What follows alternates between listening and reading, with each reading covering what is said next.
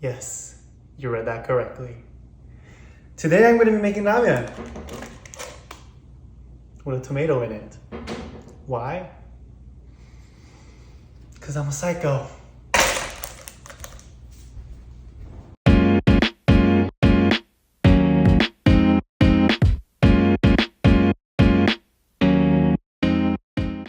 Alright, so I first discovered this recipe on a Korean TV show and I thought it was pretty disgusting, but being a ramen enthusiast myself, I really wanted to give it a try and see how it goes. So I'll give you guys the recipe first and then I'll give you guys a taste test afterwards. So without further ado, here's the recipe. There are 7 main ingredients that go into this ramen. First is obviously the ramen itself. I love the kimchi ramen, so you can see you have the ramen. Second, you have the green onions, and then you have the Thai chili peppers. Then you got some minced garlic, some vinegar, some water obviously, and then last but not least, the tomato, the showstopper recipe for tonight. Alright, so now that we have all of our ingredients, let's go ahead and make our ramen. Boil some water first. I recommend using about 90% of the normal proportion because tomato is gonna secrete some of that fluid out, so it's gonna dilute the water a little bit. But let's go ahead and add our diced tomatoes into our water and wait for it to boil. And while we wait for it to boil, we're gonna go ahead and wash our vegetables. So you can see I'm washing the green onions and then the Thai chili pepper. And we're gonna go ahead and dice them finely so that we can go ahead and put it in our soup. Once the water starts to boil, you're gonna go ahead and make sure that you poke around the tomatoes a little bit to make sure that it's soft.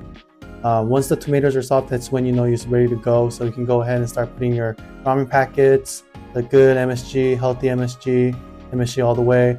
And then we're gonna dump our nudes in there, and then our diced green onions and our green chili peppers in there.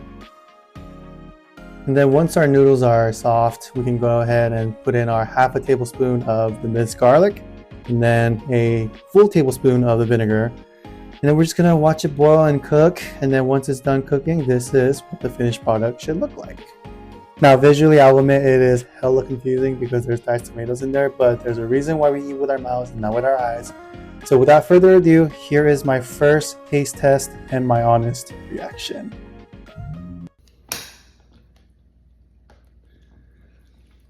Gotta try the soup first.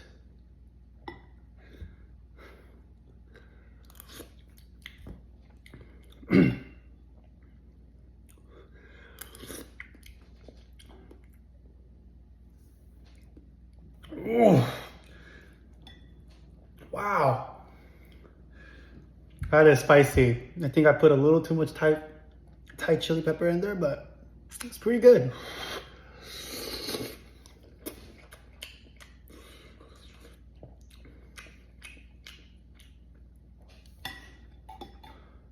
Alright, I'm smacking my lips a little too much, so I'm gonna go ahead and mute myself and talk over the video. But my honest reaction is, oh my goodness, it is so unbelievably good. I think the best way to describe it is you're making a spicy Korean ramyun on a tom yum soup base, and you're adding the minced garlic, you're adding the Thai chili pepper, and you're adding a splash of vinegar to just bring it all together and create this concoction of super refreshing broth.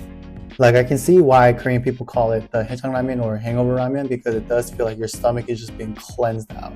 And who knows, maybe in 2025 when I can drink again, I'll try this ramen again and it'll probably taste just as good, if not better. But that's it for today.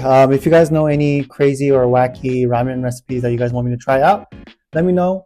Maybe I'll try to do this on a more regular basis, but not too regular because ramen is bad for you after all. But thanks for watching, guys. Be a blessing and be blessed today. Have a good one.